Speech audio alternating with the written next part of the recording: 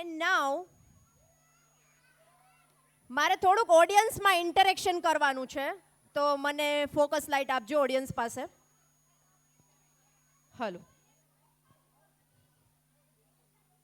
તો હવે હું બધા જ પેરેન્ટ્સ સાથે એક ટોપિક ઉપર વાત કરવા માંગીશ, અને એ ટોપિક છે ને એ મને બહુ જ ગમે છે. એ ટોપિકનું નામ છે પેરેન્ટ્સ ટીચર્સ મીટિંગ, એટલે કે PTM. તો એકવાર મને તમે લોકો કહો તો કે પેરેન્ટ્સ ટીચર્સ મીટિંગમાં કેટલા પેરેન્ટ્સ રેગ્યુલર હાજરી આપો છો? એકવાર હેન્ડ રેઝ કરો. ખોટા હેન્ડ રેઝ નહીં કરતા, સાચા હેન્ડ રેઝ કરજો.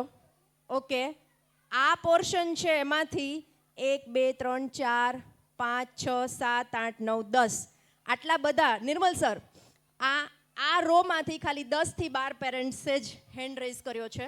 ચલો, આ પોર્શનમાંથી એકવાર હેન્ડ રેઝ કરી દો. ઓકે, 1 2 3 4 5 6 7 8 લાસ્ટમાં દેખાઈ રહ્યા છે. આગળથી તો કોઈ જ નથી કરી રહ્યા, અને વચ્ચેથી એક સરનો હાથ છે, એટલે આમાં પણ 5 કે 6, 10 ને 5 કે 6 15 17 આપણે ગણીએ. અને હવે આપણે આ સાઈડ જઈએ. કેટલા પેરેન્ટ્સ? ચલો, અહીંયાથી 1 2 3 4 5 6 7 8 9 10 11 12 13. ચલો, તો 17 ને 27 ને 30 35નો રેશિયો મારી પાસે છે. અને સર, અત્યારે આપણી પાસે પેરેન્ટ્સ કેટલા હાજર હશે એપ્રોક્સ હોલમાં? 500. તો 500માંથી ખાલી 35 જ પેરેન્ટ્સ ટીચર્સ મીટમાં આવો છો, PTMમાં આવો છો. એવું કેમ? ખાલી 35 જ પેરેન્ટ્સને ટાઈમ છે, બાકી બધા જ પેરેન્ટ્સ બિઝી છે બિઝનેસમાં કે જોબમાં, કે પછી મધર્સ બિઝી છે ઘરના કામમાં. આવું કેમ? કેમ આપણે સમય નથી આપી શકતા? કેમ આપણે હાજરી નથી આપી શકતા? તો હવે હું મારો પર્સનલ એક્સપિરિયન્સ કહું તમને બધાને, કે આપણે PTMમાં જઈએ ને, કિડ્સ શું કરે છે એ તો આપણને ખ્યાલ આવે જ, પણ આપણને પોતાને પણ ખબર પડે કે સ્કૂલમાં શું નવું ડેવલપમેન્ટ થઈ રહ્યું છે, ક્લાસ કેવા ફાઇન વેન્ટિલેટેડ છે, ક્લાસમાં કેવી સરસ હવા ઉજાસ છે. એવી નાની વસ્તુ પણ આપણને જાણવા મળે છે. અને આપણું બાળક જે સ્કૂલમાં ભણે છે એનો પ્રોગ્રેસ તો આપણને ખબર પડે જ છે, કે ભાઈ આપણા બાળકને હિન્દીમાં શું પ્રોબ્લેમ છે, કે ગણિતમાં શું પ્રોબ્લેમ છે, કે ઇંગ્લિશમાં શું પ્રોબ્લેમ છે, એટસેટ્રા. પરંતુ એની સાથે સાથે તમને આમાંથી કોને ખબર હતી કે ભાઈ ત્રિકાલ સંધ્યા આટલા બધા શ્લોક આવડતા હતા? કોઈને ખબર હતી? પેરેન્ટ્સને કેટલા પેરેન્ટ્સને ખબર હતી? પ્લીઝ એકવાર હેન્ડ રેઝ કરો. અગેન બહુ ઓછાના હેન્ડ રેઝ છે. કે ત્રિકાલ સંધ્યા બાળકોને આવડે છે એ ખબર હતી, બહુ ઓછાના હેન્ડ રેઝ છે. તો એનો મતલબ કે આપણે આપણા બાળક સાથે અપડેટ નથી. આપણને નથી ખબર કે આપણા બાળક સ્કૂલમાં શું કરે છે. તો અત્યારે મારે બધાને એક સવાલ છે કે તમે આજે 100 રૂપિયા ઇન્વેસ્ટ કરો કાંઈ પણ જગ્યાએ. 100 રૂપિયા બહુ મામૂલી રકમ છે, બરાબર? 100 રૂપિયા તમે મને આપ્યા, ચલો, અને તમે મને કીધું કે ભાઈ આજથી 3 વર્ષ પછી તમે એ 100 રૂપિયાના મને 3000 રૂપિયા કરીને આપજો. તો તમે મને પૂછવાના કે નહીં પૂછવાના? આન્સર આપો. 1-2 વાર તો પૂછશો ને. નાનકડી અમાઉન્ટ પણ ઇન્વેસ્ટ કરી હોય ને, આપણે 100 રૂપિયાની અમાઉન્ટ પણ કોકને આપી હોય ને ઇન્વેસ્ટમેન્ટમાં, SIP, સિસ્ટમેટિક ઇન્વેસ્ટમેન્ટ પ્લાન, આપણે બધા ઘણા બધા કરીએ છીએ, તો આપણે એમાં જોતા રહેતા હોય કે ભાઈ અપ ડાઉન કેટલું થયું.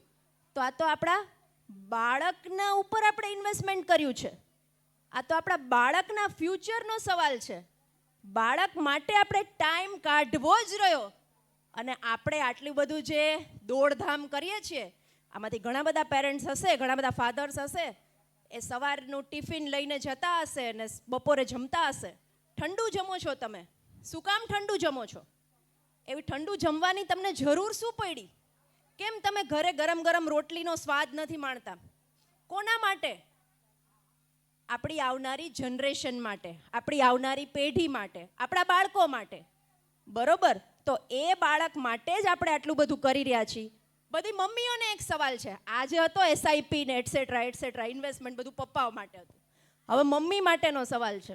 એટલે એવું નથી કે મમ્મી ન કરતી હોય, એસઆઈપી ને બધું મમ્મી પણ કરે જ છે, પણ એનાથી એક્સ્ટ્રા, કેમ કે લેડીઝ છે એટલે એ તો મલ્ટી ટેલેન્ટેડ હોય, તો એનાથી એક્સ્ટ્રા સવારથી ઉઠી, સવારે 5 વાગ્યાથી ઉઠી અને રાત્રે 10-11 વાગ્યા સુધી નોન સ્ટોપ દોડો છો. કોના માટે દોડો છો? એની આન્સર, कोना माटे दौड़िए छिए? बच्चों के लिए. एग्जैक्टली. तो हम बच्चों के लिए ये सब कुछ करते हैं, और 500 के क्राउड में अगर मुझे ये ही नहीं पता चल रहा है कि कितने पेरेंट्स अटेंड कर रहे हैं पीटीएम, तो ये तो अ बिग क्वेश्चन मार्क. बराबर ने? मोटो क्वेश्चन मार्क आवे कि केम નથી અટેન્ડ કરી રહ્યા આપણે. તો અટેન્ડ કરવું ખૂબ જ જરૂરી છે, અને એ સમય તમે ઇન્વેસ્ટ કરો, ટાઈમ તમે ઇન્વેસ્ટ કરો, બસ બીજું કાંઈ નહીં. તમે જાઓ ત્યાં, તમે સમજો કે તમારા બાળકો ત્યાં શું કરી રહ્યા છે, શું નથી કરી રહ્યા. આઈ નો કે તમને સર ઉપર ને મેમ ઉપર પૂરો વિશ્વાસ છે, કે તમને ટ્રસ્ટ છે કે જે થાય છે એ બધું બરાબર થાય છે, પણ એઝ એ પેરેન્ટ આપણી પણ જવાબદારી છે. બરાબર?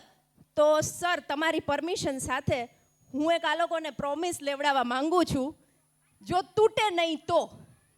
બરોબર?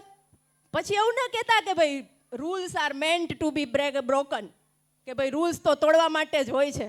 બરોબર ને? બધા પપ્પાઓ એમ નહીં કહેતા. તો એક મને તમે અહીંયાથી પ્રોમિસ લઈ લ્યો હાથ ઊંચો કરીને. નેક્સ્ટ પીટીએમ ક્યારે છે સર આપણે?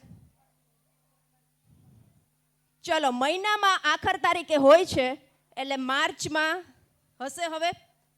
બરોબર? તો માર્ચ મહિનાની પીટીએમમાં કેટલા લોકો આવવાના છે એકવાર હેન્ડ રેઝ કરી દો. હવે આપણે કાઉન્ટિંગ જોઈ લઈએ. સર, તમારે ઊભા થઈને અહીંયા આવવું હોય તો જોઈ લો કેટલા કાઉન્ટ થયા છે. મેમ તો જોઈ જ રહ્યા છે. તો એકવાર જોરદાર તાળીઓ થઈ જાય બધા પેરેન્ટ્સ માટે. અને આ એમણે પ્રોમિસ લીધા છે અને રાઈટ હેન્ડ ઊંચો કર્યો છે. અને રાઈટ હેન્ડ ઊંચો કરવાનો એનો મતલબ કે આ તોડવાનું નહીં. અને બસ, તો હવે બધાએ સરને ને મેમને પ્રોમિસ આપ્યું છે કે નેક્સ્ટ પીટીએમમાં આવવાનું જ છે અને પ્રોગ્રેસ ખબર પડવાનો છે. તો તમે અત્યારે સરપ્રાઈઝ ન હોત કે ઓહ, આપણા બાળક આટલું બધું આવડે છે. બરોબર? તો બસ, મને પ્રોમિસ મળી ગયું છે, મેમને પ્રોમિસ મળી ગયું છે, સરને પ્રોમિસ મળી ગયું છે. તો આપણે બધા જ મળીએ નેક્સ્ટ પીટીએમમાં, અને ત્યાં સુધી હવે હું પરફોર્મન્સીસને આગળ વધારું છું. સો મૂવિંગ ઓન,